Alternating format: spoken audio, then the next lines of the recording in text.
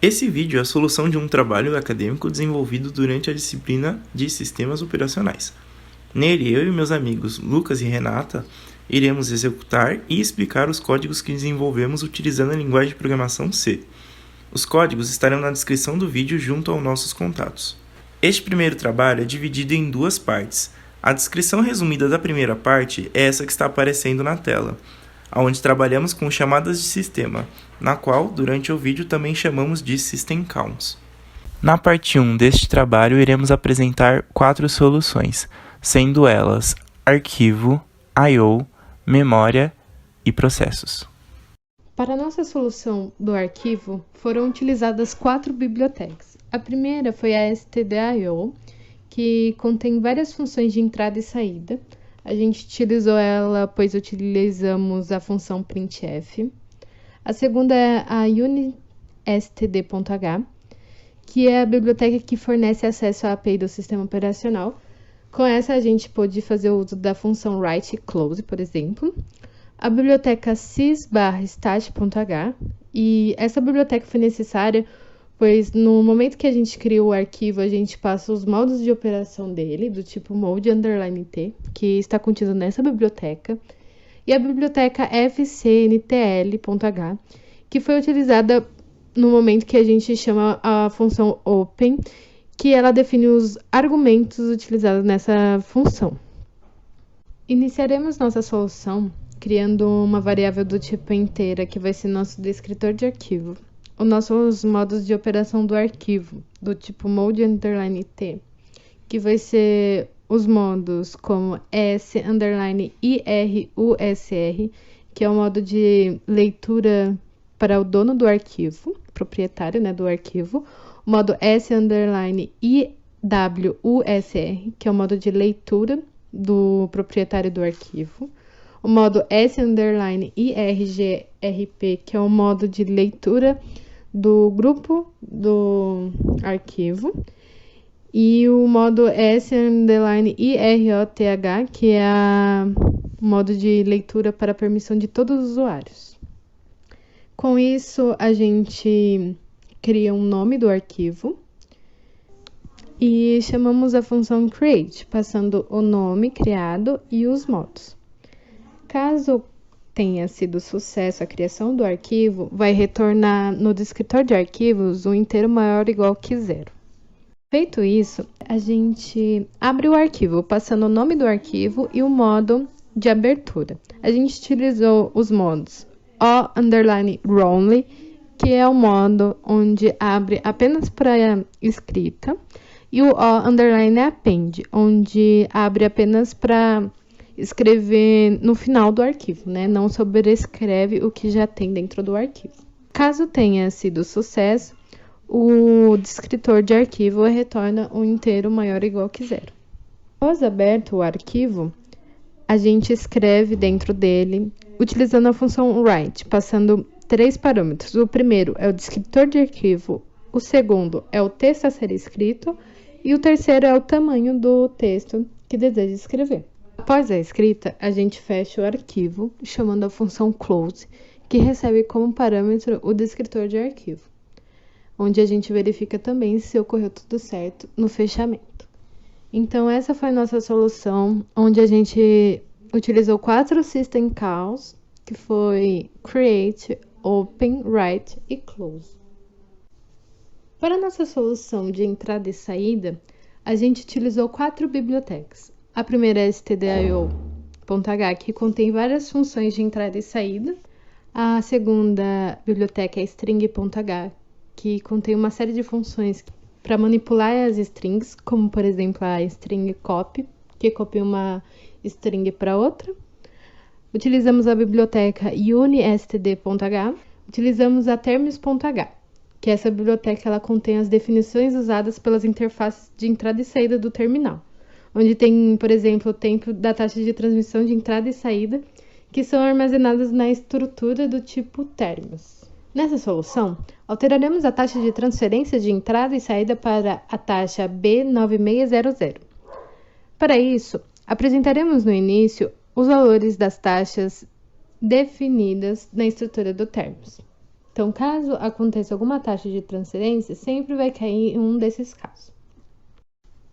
Criamos, então, a variável speed do tipo speed_t para poder pegarmos a taxa de transferência de entrada e saída e uma estrutura do tipo terms, term_attr, que com ela a gente consegue associar os atributos de transferência de entrada e saída, porque ela é do tipo terms, que é a biblioteca que a gente utilizou lá em cima, que possui as definições, usadas pelo terminal da interface de entrada e saída.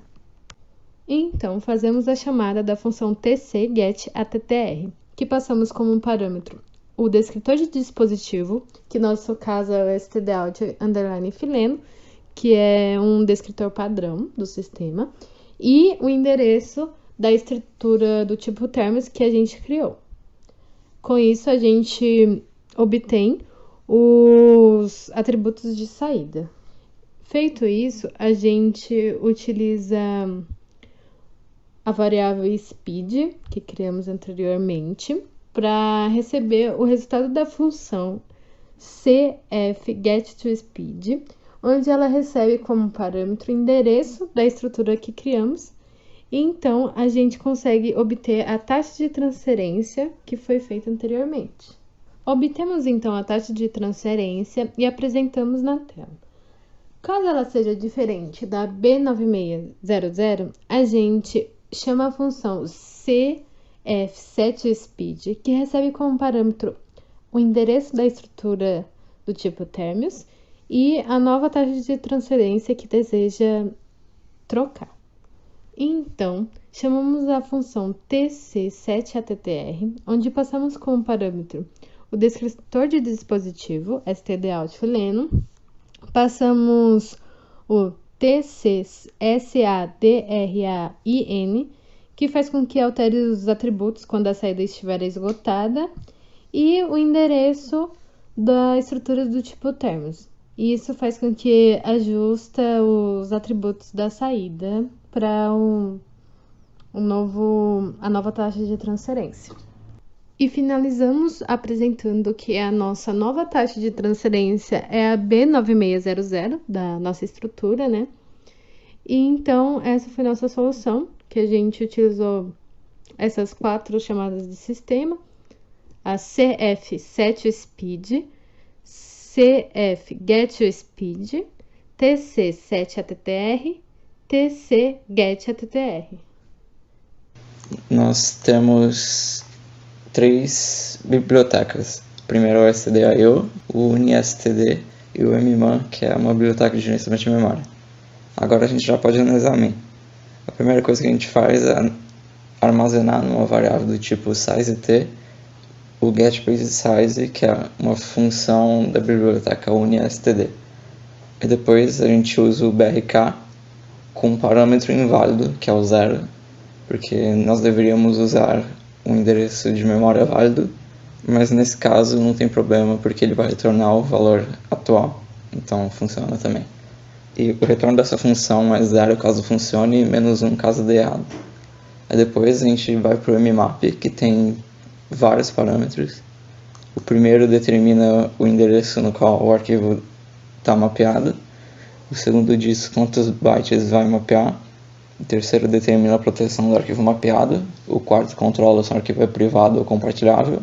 O quinto é o descritor de arquivo. E o sexto diz onde no arquivo começa o mapeamento. No terceiro parâmetro tem um prot_read, prot_write e prot_exec. Isso significa que a página pode ser lida, escrita e executada. E no quarto nós temos map_anon e map_private, que significa que as mudanças são anônimas e privadas. Aí depois nós verificamos se o mapeamento falhou ou não. Se falhou, ele encerra o programa. Se deu certo, ele tenta remover esse mapeamento com a função moonMap, que possui 2 parâmetros. O primeiro, ele determina o endereço no qual o arquivo está mapeado, e o segundo diz quantos bytes devem ser desmapeados. E essa função vai retornar 0 se funcionar e -1 se der errado. Exibindo uma mensagem de acordo. Na solução de processo, utilizaremos novamente stdio e UniSTD. Temos agora a stdlib, que contém funções de alocação de memória e controle de processos, e a syswrite, que são processos de espera. Nessa solução, criaremos um processo novo a partir de um já existente. O processo py, ele espera as funcionalidades impostas do processo novo agirem para depois terminar de ser executado. No main, iniciamos o identificador de processos e a variável status para guardar o estado de saída de um novo processo. Essa última serve para retornar a finalização de um novo processo. Após isso, criamos um novo processo e uma condicional para identificar erro na chamada de sistema. Sem erros, o processo é criado e o processo gerador entra em espera nessa função whitepid. Caso o identificador não tenha nenhum dado, verificamos se essa execução desse novo processo corresponde a um erro no diretório.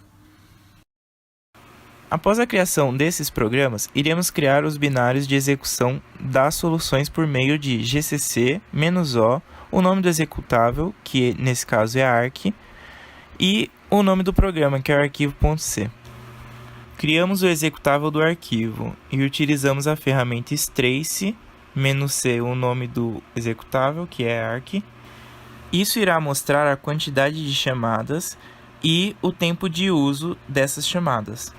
Podemos observar que nessa situação, a chamada close foi a que mais demorou, juntamente com a create e a open.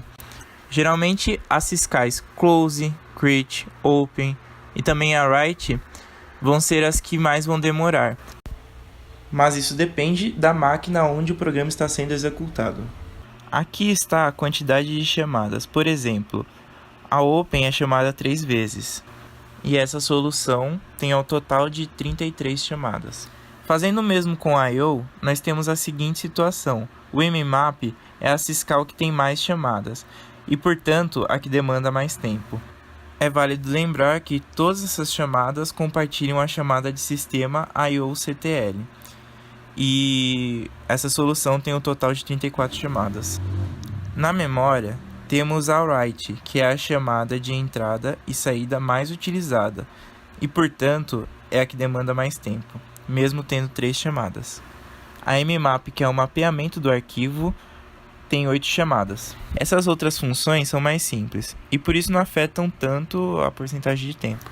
A solução da memória tem um total de 33 chamadas. Agora, utilizando a ferramenta strace no processo, podemos perceber que a fork e o whitepid não estão na lista, porque essas chamadas de biblioteca C vão chamar respectivamente a chamada clone e a white4. A white4 demora muito, pois depende de um evento externo.